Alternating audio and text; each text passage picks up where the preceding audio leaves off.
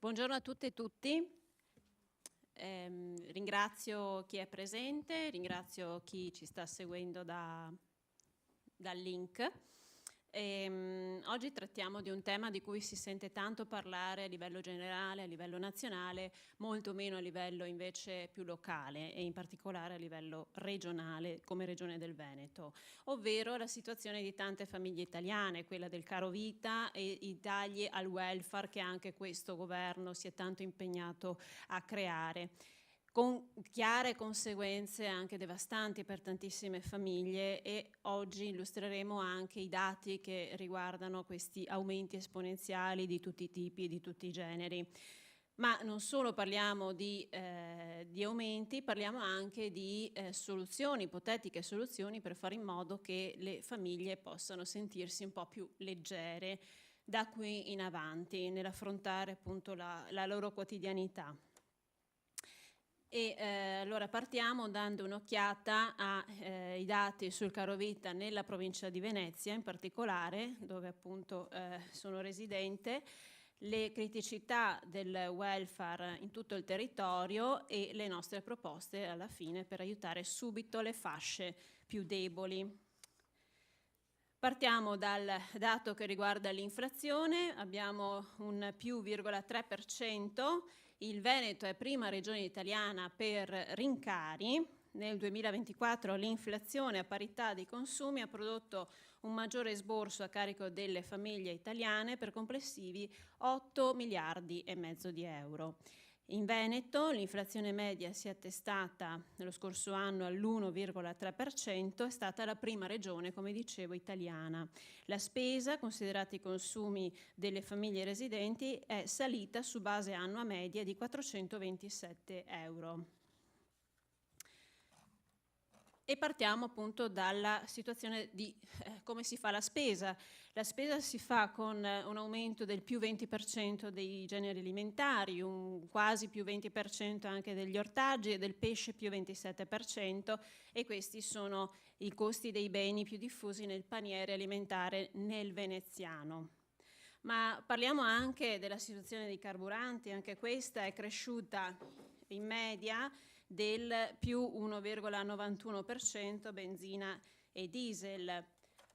Ma anche delle utenze luce e gas si è sentito parlare all'inizio dell'anno, ma poi cosa risulta nella pratica? Risulta che per il gas la spesa media per il 2024 è stimata a 1.660 euro e ci si aspetta un rincaro quest'anno di più 166 euro. Per la luce uguale, una spesa media nel 2024 di 1.060 euro e quest'anno avremo un aumento in media di 110 euro.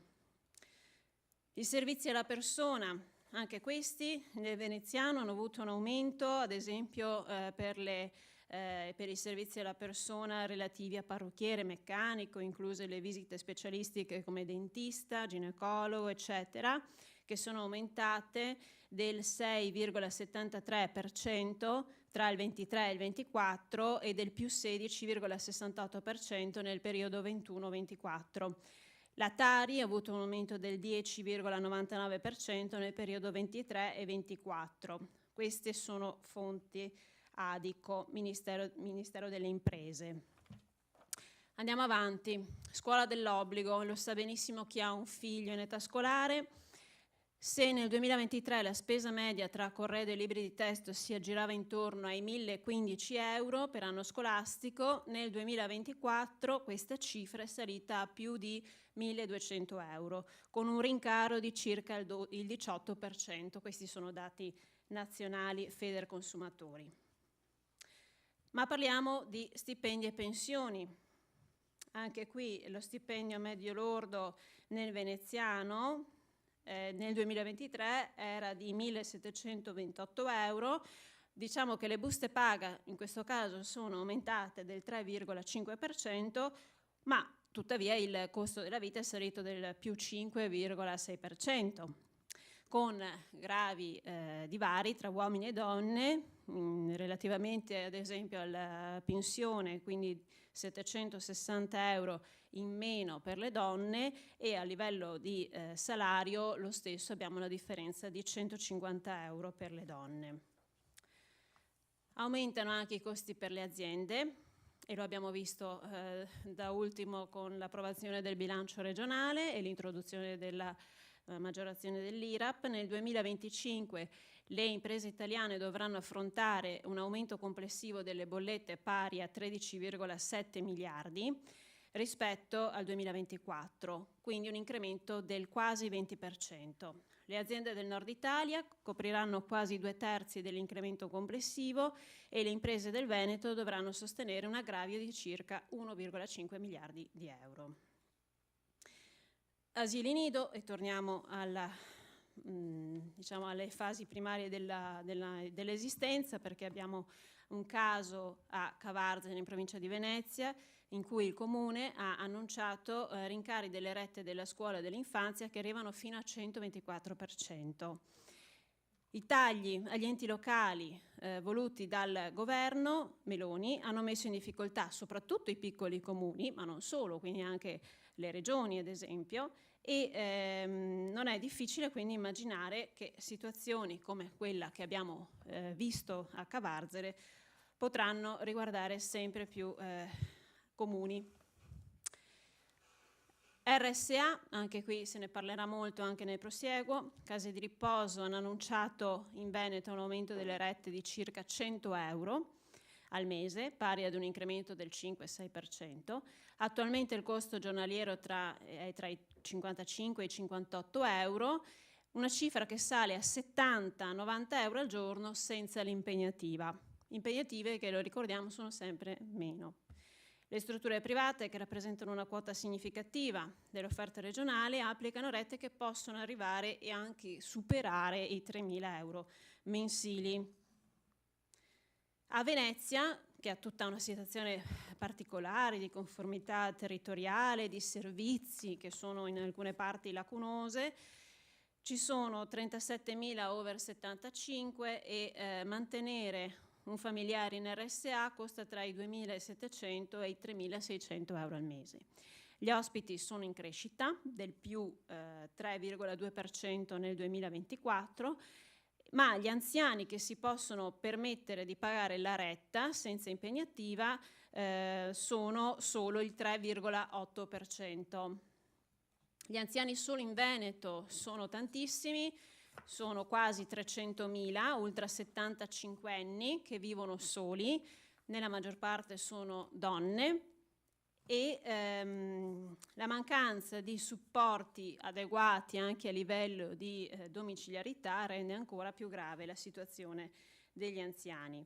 Come dicevo all'inizio, per una famiglia con 2 figli in età scolare e un anziano in RSA, nel 2025 avremmo aumenti per più di 2.000 euro. Li abbiamo suddivisi in base ad esempio alle maggiori spese. Retta RSA più 1.200 euro, ma parliamo anche di consumi e servizi più 450 euro, utenze del gas e della luce 270 euro e scuola asilo infine 180 euro in più. E come vi dicevo, abbiamo anche pensato a delle proposte per migliorare la situazione, per affrontare subito l'aumento del costo della vita, il deterioramento del welfare, e puntiamo ovviamente, la prima delle misure deve essere la classica addizionale IRPEF, che va a colpire, diciamo, la fascia più alta della popolazione, chi se lo può permettere di pagare di più. Noi abbiamo sempre pensato all'ipotesi dei 50.000 euro in più di reddito, e quindi a una fascia ovviamente esigua della popolazione di questa regione, per cui appunto si andrebbe ad applicare. Il 90% dell'IRPEF regionale è pagato, come sappiamo, da dipendenti e dalle nostre pensioni. L'IRPEF rappresenta una delle voci più importanti per la sostenibilità del welfare pubblico, e se noi applicassimo questa addizionale IRPEF ai redditi sopra i 50.000 euro avremmo pensate bene, a disposizione 100 milioni di euro all'anno per fare esattamente ciò che noi proponiamo, ovvero dare un sollievo immediato alle famiglie e alle persone più in difficoltà in questo periodo di rincari di tutti i tipi. Ma parliamo, e credo che sia giunto il momento di farlo, di una proposta di contributo straordinario contro il caro vita. E lo abbiamo pensato questo a partire dai nuclei con ISEE familiari inferiori ai 30.000 euro, che ci è sembrata una cifra, diciamo, ragionevole per arrivare a questo contributo. Può essere vista un po' alta rispetto all'andamento generale, però teniamo presente che con questi aumenti, come abbiamo evidenziato fino ad ora, la situazione è quella di un impoverimento generale di tutte le famiglie, e quindi 30.000 euro potrebbe essere una cifra adatta e idonea. Parliamo ormai da decenni di riforma delle IPAB, siamo rimasta l'unica regione accanto a Sicilia e Calabria che non ha affrontato questo tema, che era già presente in origine con il programma del Presidente Zaia del 2020, una proposta di legge regionale numero 6 del 2020 presentata ma mai discussa, mai arrivata nemmeno alla quinta commissione, che è quella deputata alle questioni sanitarie e sociali. E siamo appunto, come vi ricordavo, un primato negativo condiviso con la Calabria e la Sicilia. Se noi prendiamo spunto, questi sono ragionamenti che abbiamo fatto anche alla Giunta regionale, dalla situazione dell'Emilia Romagna e della Toscana, dalle loro leggi, potremmo pensare a un modello aziendale esclusivamente pubblico, come lo è in queste due regioni. Mentre la proposta della maggioranza, Lega e Lista Zaia, parte da un sistema misto pubblico-privato, quindi è una cosa che non ci convince pienamente. Inoltre sarebbe interessante introdurre negli statuti di queste IPAB un organo consultivo elettivo che rappresenti i parenti degli utenti. Già avevo fatto a suo tempo una proposta di legge regionale perché in questo caso il comitato dei familiari degli ospiti possa entrare nelle strutture senza preventiva autorizzazione. Questo anche per dare una risposta a quello che è accaduto in alcune parti del territorio anche veneto, purtroppo, relativamente a fatti di molestie, insomma, soprusi a danni degli anziani che si sono verificati nelle nostre case di riposo, e credo sia un controllo necessario e dovuto, senza aggravi, perché anche chiedere un'autorizzazione poi di certo dà la possibilità a chi opera di organizzarsi e di mettere tutto a tacere, no? Andiamo avanti. Abbiamo approfondito la questione anche della Commissione regionale dei consumatori e degli utenti. Noi oggi abbiamo invitato proprio le associazioni dei consumatori. Abbiamo una legge regionale, la numero 27 del 2009, che è proprio a tutela dei consumatori, degli utenti e del contenimento dei prezzi al consumo. La Giunta però non ha mai ritenuto opportuno convocare questa commissione, che avrebbe appunto un grande significato, e proprio per questo ho deciso di scrivere al Presidente Zaia per fare in modo che, oltre ai problemi di palazzo, perché pare che a Roma esistano solo quelli, si parli anche delle problematiche delle famiglie, e quindi di convocare senza ombra di dubbio la Commissione per fare il punto sulla situazione degli aumenti esponenziali, come dicevamo, ma anche per affrontare appunto insieme alle associazioni le alternative, le proposte migliorative, oltre all'IRPEF e al contributo straordinario come abbiamo noi previsto. Questo per venire incontro alle tante persone che sicuramente in questa regione hanno meno voce di tanti altri, dove prestiamo più attenzione alle Olimpiadi, a situazioni di evidente benessere, molto meno alle situazioni di difficoltà e di malessere che anche in questa regione però esistono e non hanno voce attualmente. Adesso lascerei la parola invece alle associazioni, che ringrazio di essere qui, partendo da Tommaso Todesca, che è responsabile dei diritti degli anziani e delle case di riposo del Codacons Veneto. Lo invito qui a parlare per circa 5 minuti e poi lascerò la parola anche agli altri che vogliono intervenire.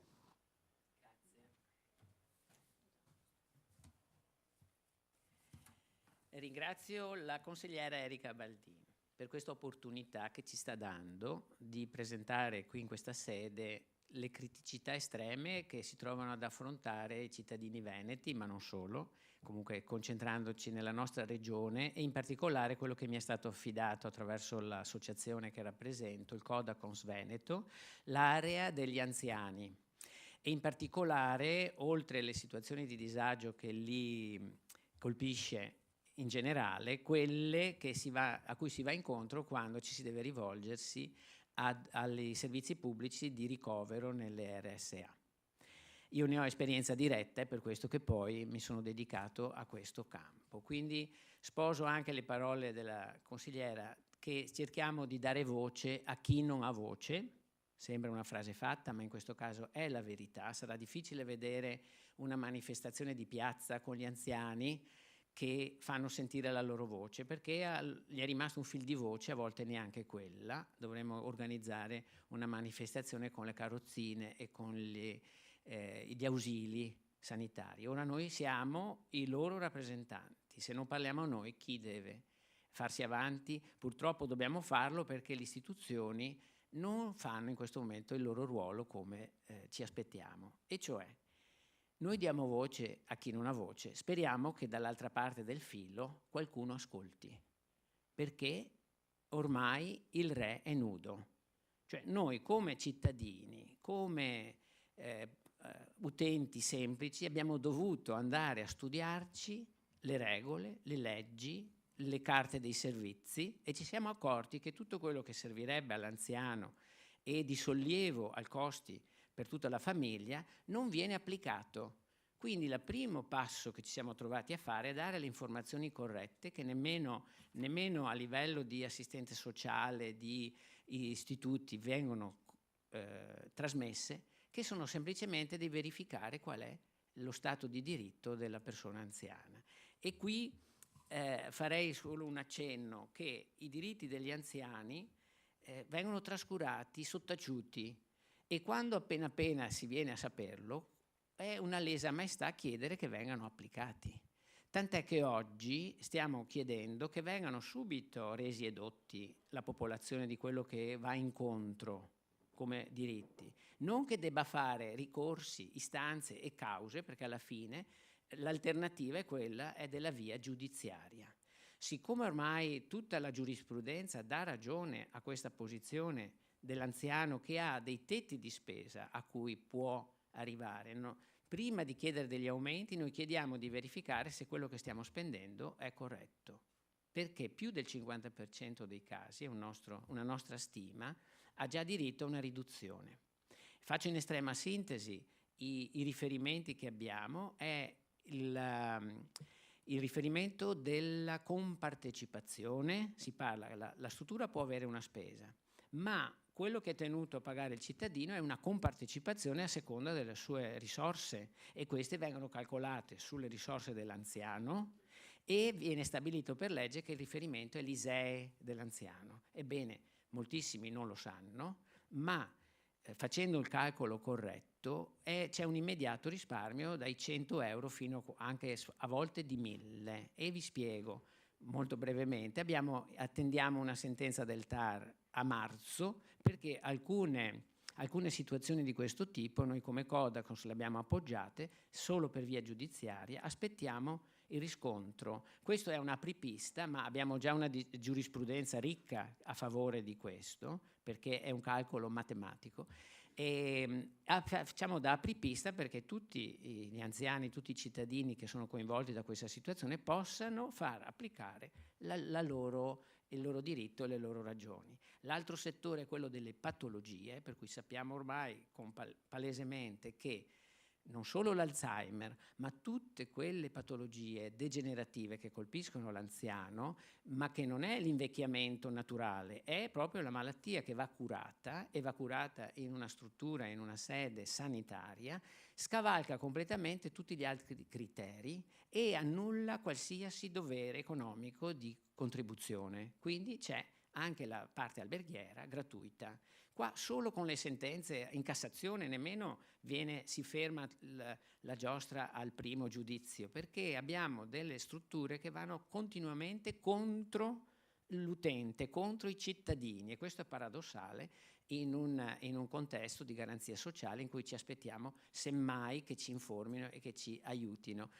E questo a livello di giurisprudenza ha completamente dato ragione ai ricorsi che sono avvenuti. Il terzo e ultimo punto è che esiste già un tetto stabilito dalla Regione per legge alle tariffe di contribuzione nelle case di riposo. È scritto nero su bianco, è una legge del 2021, quindi abbastanza recente, anzi 22, e stabilisce 52 euro della compartecipazione della Regione, che implicitamente sono quelli richiesti all'ospite. Non c'è nessuna struttura o quasi che rispetta questo tetto. Può essere variato, ma con un accordo, non a livello unilaterale. E questa è la posizione che abbiamo preso come Codacons, di assistere i cittadini che hanno bisogno di conoscere e poi applicare i loro diritti. L'ultimo punto, che riguarda la Regione, è abbastanza grave perché riguarda le impegnative di residenzialità.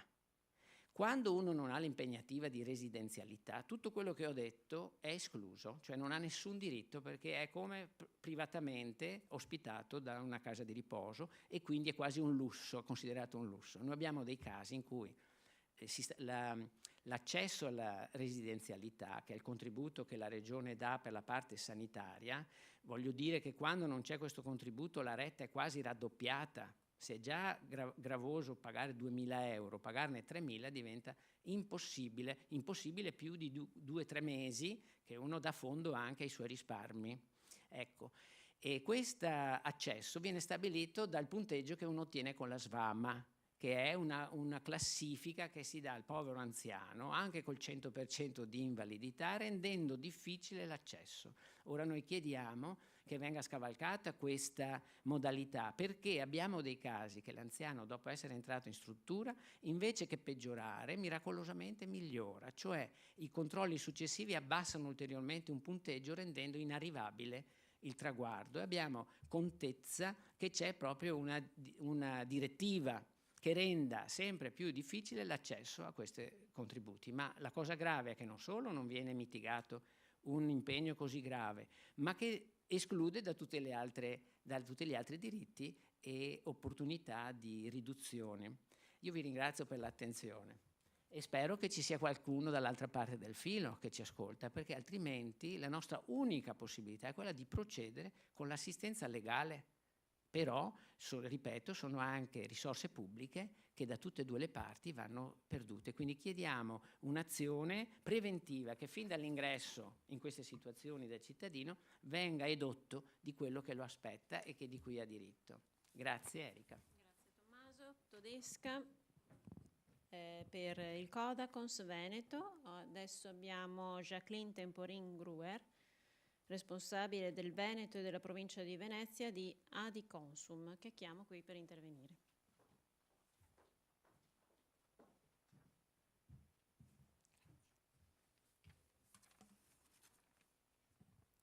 Intanto mi scuso per il ritardo, ma da mezza friulana per me Venezia è un po' impegnativa. Comunque ringrazio per l'invito qui oggi, per il riconoscimento dell'Associazione di Consumatori di Adiconsum oggi. Il 2025 si è aperto con una serie di rincari, di aumenti che sono partiti non solo per quanto riguarda l'energia, ma per quanto riguarda tutte le materie e tutti aumenti che hanno interessato anche gli alimentari, che hanno interessato i trasporti, che hanno interessato anche la sanità. Aumenti che pesano nelle tasche degli italiani, anche perché l'inflazione, il tasso di inflazione è aumentato dallo 0,9 all'1,4%, quindi c'è stato un grandissimo aumento del tasso di inflazione che ha comportato per gli italiani una spesa e anche un peso per il portafoglio. Il potere di acquisto è diminuito, mentre i costi dei beni sono aumentati. I cittadini si trovano, i contribuenti, i consumatori in grandissima difficoltà, soprattutto la classe media. La classe media è quella che utilizza il proprio stipendio proprio per l'acquisto di beni di consumo per la famiglia. Il compito delle associazioni di consumatori non è solo quello di risolvere il problema nel momento in cui l'utente arriva nei nostri sportelli, perché c'è la criticità sulla bolletta, perché è arrivata una fattura un po' troppo più alta rispetto alle fatture precedenti, perché c'è un aumento o comunque perché ci sono dei contratti che sono stati sottoscritti in maniera ingannevole. Il compito dell'associazione di consumatori è quello di rendere responsabile il consumatore, responsabile il cittadino, responsabile nelle spese, nell'amministrazione quotidiana anche della conduzione familiare, dell'economia familiare, che è diventata difficilissima. I tagli al welfare hanno addirittura diminuito e dimezzato il potere d'acquisto che hanno i cittadini. Welfare che cosa significa? Significa benessere. Ma oggi non si può neanche più parlare di benessere, si parla di sopravvivenza. E non solo per gli anziani, ma anche per i ragazzi giovani, per i cittadini che vanno da una fascia d'età che va oramai dai 18 anni in su all'anzianità. Siamo tutti colpiti. I tagli al welfare purtroppo non ci sono solo in Italia, sono in tutto il paese e in tutta Europa, però hanno diminuito il potere d'acquisto anche del cittadino. Il benessere deve essere un benessere totale, che parte dalla sanità, che parte dal potere d'acquisto. Un cittadino con un potere d'acquisto, un contribuente con un buon potere d'acquisto, un saldo potere d'acquisto, crea una collettività che ha la possibilità di avere un potere d'acquisto che è forte. La collettività poi è quella che crea le istituzioni. Si deve partire dal piccolo per arrivare a un'istituzione che sia salda, sia forte. Questo è anche il compito dell'associazione dei consumatori. Insegnare già dalle fasce più piccole, e lo facciamo con degli incontri in tutta la cittadinanza, in tutto il territorio del Veneto, proprio già a partire dalle elementari, per rendere già i piccoli cittadini consapevoli di quelli che sono le spese, di che cos'è un'economia domestica, di che cosa significa consumo. Questo è il compito delle associazioni. Il compito delle istituzioni è quello di trovare essere trasversali alle associazioni, alle categorie, proprio per cercare di trovare un sistema, una politica che sia capace proprio di creare una politica che sia lungimirante e solidale. Questo è il compito che io mi auguro noi come associazioni, categorie, le varie categorie insomma, del sistema, ma anche le istituzioni cerchino di far valere e di portare avanti. Mi taccio qui perché sicuramente ci saranno altri interventi. Vi ringrazio per l'ascolto e buon proseguimento. Grazie mille Jacqueline Temporin-Gruer anche per la lontananza da cui arriva, insomma è stato un viaggio un po' lungo per lei, di Adiconsum. Adesso passiamo a Elena Bertorelli, Presidente regionale della Casa del Consumatore, sezione regionale del Veneto, a cui lascio la parola per altri 5 minuti.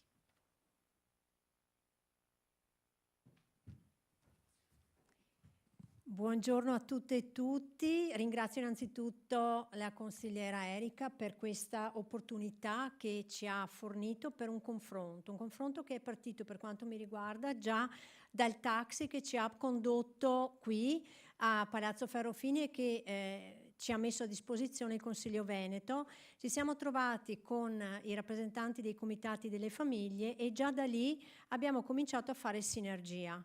Quindi qual è l'obiettivo principale delle associazioni consumatori del CRCU, che insieme oggi non sono potuti essere presenti, giustificati per varie problematiche, Federconsumatori, ADOC e Lega Consumatori, presenti invece Casa del Consumatore, che mi onoro di presentare, e Jacqueline con Adiconsum. Qual è l'obiettivo? L'obiettivo è quello innanzitutto di fare informazione per i consumatori e di fare anche massa critica. L'obiettivo principale che noi ci diamo sempre è quello di interfacciarci con le istituzioni, in questo caso con i consiglieri regionali e con la consigliera Erika Baldin, per portare delle istanze. Questo è l'obiettivo principale delle associazioni consumatori, ma non solo portare delle istanze, ma anche riuscire a ottenere dei risultati. Porto come esempio, che è solo come un esempio, il crack delle banche popolari venete, che noi abbiamo seguito, come tutte le associazioni consumatori hanno fatto, per il territorio veneto.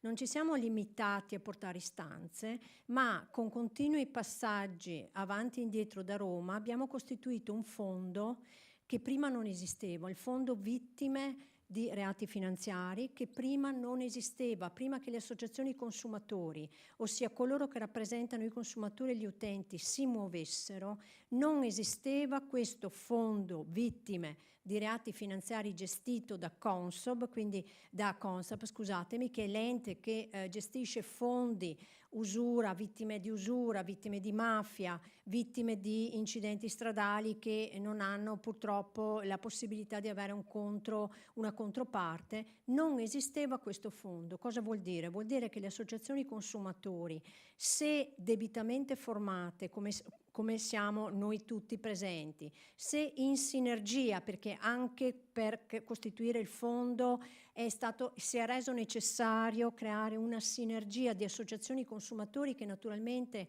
sono diverse. Ogni associazione consumatori pensa in modo diverso, si ispira a cose diverse, a ideologie diverse, ma se impariamo a fare sintesi tra noi qui tutti presenti, sia per associazioni consumatori regionali, CNCU, CRCU, sia per comitati soci che vedo qui oggi presenti, sia per le associazioni che parlano di Codacons come per problematiche specifiche, noi riusciamo a portare a casa i risultati. Oggi qual è il problema essenziale che mi vedo di rappresentare e che ho l'opportunità, grazie alla consigliera? È il grosso cuneo, purtroppo, la perdita del potere d'acquisto di tutto, di stipendi e di pensioni, per cui la povertà non è più la povertà di cui si parlava 10 anni fa, 15 anni fa, 20 anni fa. Oggi la classe media, che ho sentito prima i colleghi, si parlava di classe media, difficilmente esiste, non c'è più la classe media che esisteva in passato, c'è una classe media impoverita, si parla di povertà energetica, si parla di povertà alimentare. Mi soffermo un secondo sulla povertà energetica, perché ci siamo visti, e penso anche ai colleghi delle associazioni consumatori qui presenti, file di persone a gennaio 2025. Ci siamo visti file di persone che si lamentavano di bollette estremamente care. Perché? Ci siamo chiesti perché. Perché l'ISEE, che dava la possibilità di accedere ai bonus energetici e ai bonus gas, se nel 2024 era a 15.000 euro, nel 2025 è scesa a 9.000 euro. Questo naturalmente ha fatto fuori famiglie, questo fa fuori nel senso che non hanno più la possibilità di avere questo accesso. Questo cosa comporta? Essere privi del bonus energetico naturalmente impedisce alle famiglie cosiddette medie, che però io vedo un impoverimento, bisogna sottolinearlo continuamente, impedisce naturalmente di dare lo sbocco di avere altri tesoretti da poter destinare all'economia del territorio. Naturalmente ringrazio per quanto riguarda le tematiche molto importanti sollevate oggi, che come Casa del Consumatore Veneto ci riserviamo assolutamente di approfondire e magari in un secondo momento di ottenere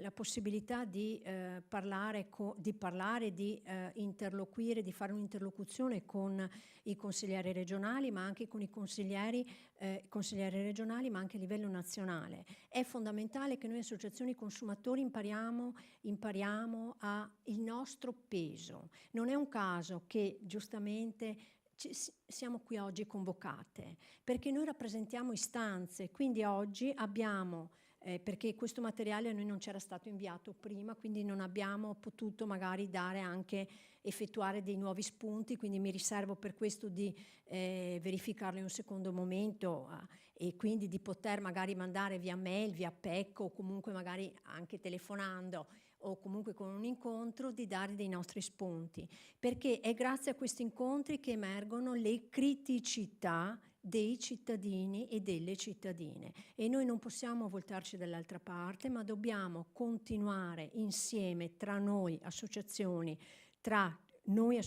e cittadini, e tutti noi insieme ai rappresentanti istituzionali che ci devono dare delle risposte. Non occorre fare guerre, non occorre fare battaglie. Il FIR lo abbiamo ottenuto con dei tavoli.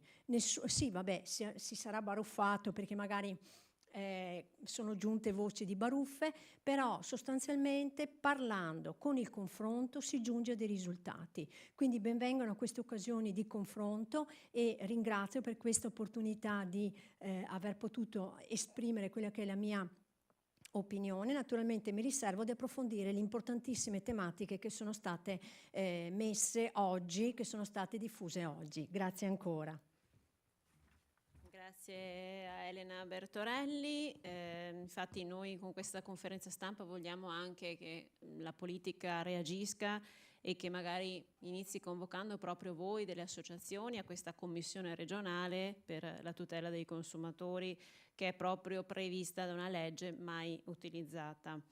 Luigi Zanon invece è presidente di una RSA, Casa della Provvidenza di Vicenza, che ci porterà sicuramente dei casi molto molto pratici di aumenti all'interno della RSA. Quindi lo invito per il penultimo intervento.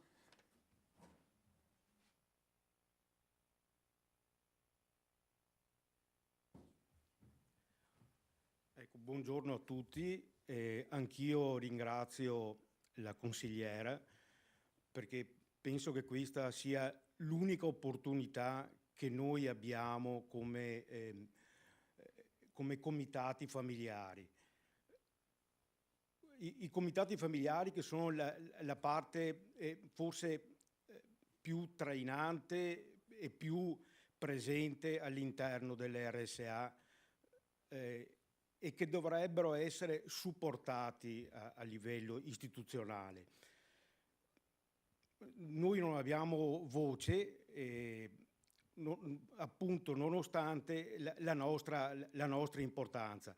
Mi rendo conto che potremmo essere un ostacolo al funzionamento, fra virgolette, funzionamento delle RSA. Però sicuramente siamo una parte costruttiva. Questo ci è limitato da cosa? Dalle difficoltà che noi facciamo per istituirci all'interno delle case di riposo. Tra l'altro siamo una cosiddetta istituzione anche regolamentata da una legge regionale, che però non è rispettata, non è assolutamente rispettata, e per questo io chiedevo anche alla Regione, alle ULS, di far rispettare questa normativa. Perché? Perché senza di noi veramente non si ha una voce esterna di quello che sta succedendo nelle case di riposo. A rinforzo anche del progetto di legge del 2023 che ha proposto la consigliera, con la possibilità di noi di entrare nei reparti così diciamo a insaputa, comunque regolamentata, senz'altro da una normativa, ma a insaputa degli enti gestori, penso che stia diventando fondamentale. A rinforzo ancora di questo, posso dire che le nostre esperienze migliori che abbiamo e quelle più approfondite che abbiamo nelle nostre strutture sono proprio quelle di noi familiari che giriamo per i reparti e ci rendiamo conto di tutte le negligenze, di tutte le assenze, di tutte quelle cose che non vengono temperate nei reparti. E vi dico, sono molte, sono pesanti. Secondo me noi serviamo anche di supporto ai lavoratori all'interno dell'RSA. Siamo sicuramente un aiuto, perché molto spesso anche loro ci chiedono una condivisione dei problemi, perché si sentono isolate, perché si sentono sole, perché si sentono accusate spesso anche da noi di negligenza. Quindi io penso che una condivisione delle problematiche possa far bene sia agli ospiti che al personale stesso all'interno dell'RSA. Quindi sollecito ancora di più, come dicevo, la Regione e le ULSS a pretendere che i comitati siano istituiti all'interno delle case di riposo e non che siano a discrezione di chi gestisce l'RSA. Molto spesso vengono istituiti, ma non vengono istituiti su elezione come richiede il regolamento regionale, ma vengono consigliati, vengono imposti anche da certe strutture. Quindi potete capire benissimo che un comitato che è stato istituito dalla struttura stessa non potrà essere un comitato funzionante. E allora ecco la pretesa ancora e la necessità di dire, bene, dobbiamo far sì che una situazione così impegnativa come quella di creare delle strutture con persone che non sanno difendersi, perfino negli asili i bambini quando vanno fuori possono dire mamma, papà, ho mangiato poco, ho una botta di qua, o mi hanno rimproverato. Un anziano non riesce a farlo, non riesce.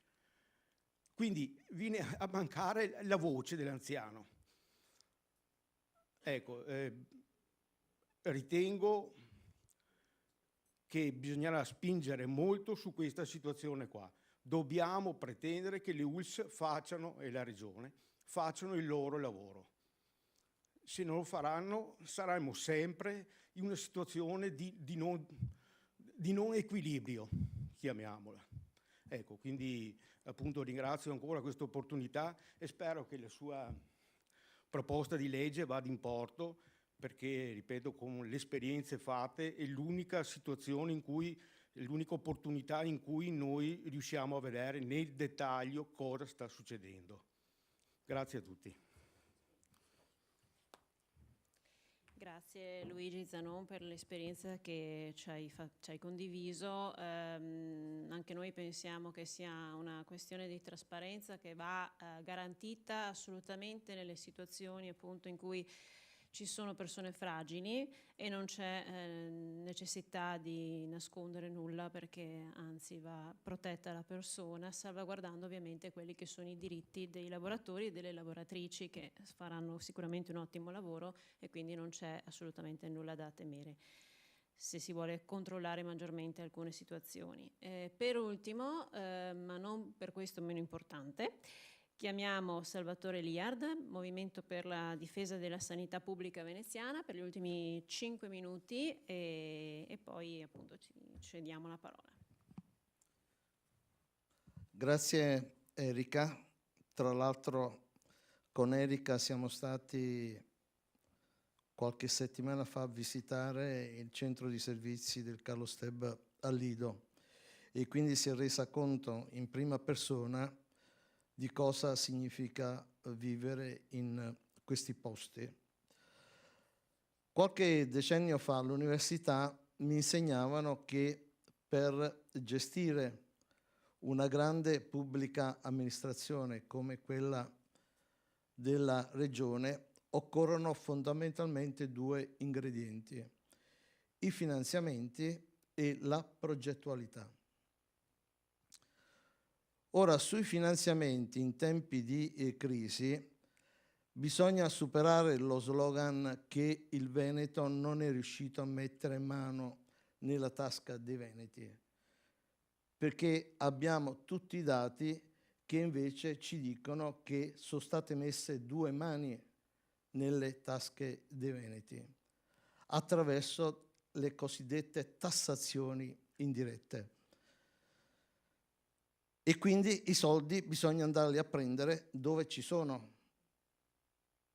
Sulla questione della progettualità, io credo che in questi anni, purtroppo, ai noi, in una regione come il Veneto, dove la sanità pubblica era una eccellenza, e ancora prima della 833 del 78, il Veneto già parlava della integrazione tra il sociale e il sanitario. Ad oggi questo paradigma è stato completamente superato. E la domanda che ci dobbiamo porre è: come è possibile, a fronte di uno stesso finanziamento da parte della Regione Veneto alle USL, ovvero circa 10 miliardi e 300 milioni, e con l'aumento dell'inflazione e con l'aumento delle materie energetiche, è difficile pensare che anche per il 2025 si mantengono gli stessi servizi. In un momento in cui c'è una forte crisi, io penso che stiamo assistendo ad un graduale smantellamento di pezzi importanti della sanità pubblica a favore di quella privata. E gli esempi sono innumerevoli. La prima, quando manca la capacità di programmazione e di progettazione, e porto l'esempio, il piano sociosanitario regionale del Veneto è scaduto il 31 dicembre del 2023. Quindi siamo in assenza di una idea che veniva da quel piano, che abbiamo visto che è risultato negativo. Perché? Perché allora si diceva: noi tagliamo, o meglio ancora la regione taglia il numero dei posti letto per rispettare il parametro di 3,7 posti letti ogni 1000 abitanti, però potenziamo i servizi territoriali. Morale della favola: becchi e bastonati. Non soltanto sono stati tagliati i posti letti ospedalieri, ma abbiamo avuto un lento depauperamento dei servizi territoriali. Vogliamo fare qualche esempio? Pensate, sulla salute mentale il Veneto occupa il terzultimo posto per quanto riguarda la quota pro capite. E i famosi centri di salute mentale, Basaglia si starà rivoltando nella bara, stanno diminuendo e stanno diventando soltanto servizi dove la persona va per prendersi le gocce. Non diventa più un posto di integrazione dove la persona, il matto, diventa integrante all'interno del territorio. E vogliamo parlare dei consultori familiari. Viene completamente annullata la legge che vuole un consultorio familiare ogni tot abitanti. E vogliamo parlare del SERD. Siamo a Mestre, la capitale delle morti di overdose, e cercano, incapaci di mettere sul piatto un progetto soltanto relativo a un fatto di sicurezza sociale. Assurdo, assurdo. E c'è un altro problema che riguarda proprio il territorio. Noi abbiamo aperto qui, anche nella USL 3, nel territorio aziendale, 10 sportelli per quanto riguarda il rispetto del codice di priorità dell'impegnativa. E aggiungo ancora un altro dato. Nel 2023 la USL 3 aveva di fronte 3.200.000 impegnative per esami diagnostici e per visite specialistiche. Di questi 3.200.000 soltanto 2.200.000 sono stati erogati. C'è un terzo delle prescrizioni dove sono andate, facile, o sono andati a collassare il pronto soccorso, tutti si lamentano dei codici bianchi, però la soluzione per ridurre l'accesso per i codici bianchi si fa sul territorio, con un'adeguata rete di medici generici.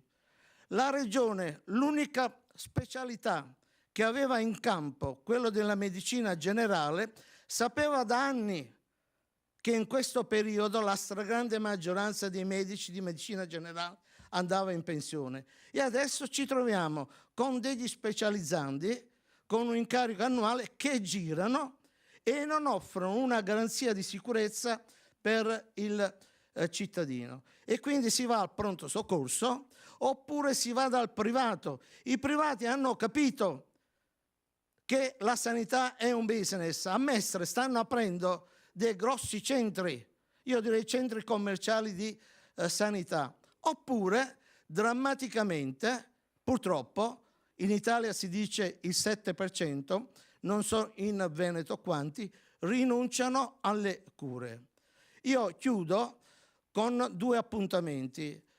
Con gli amici del Codacons e con l'associazione Amici del Giustinian abbiamo aperto una petizione al Consiglio Comunale, perché per statuto la petizione deve essere discussa all'interno del Consiglio Comunale. Dignità di cura per anziani, disabili non autosufficienti, ricoverati nelle RSA.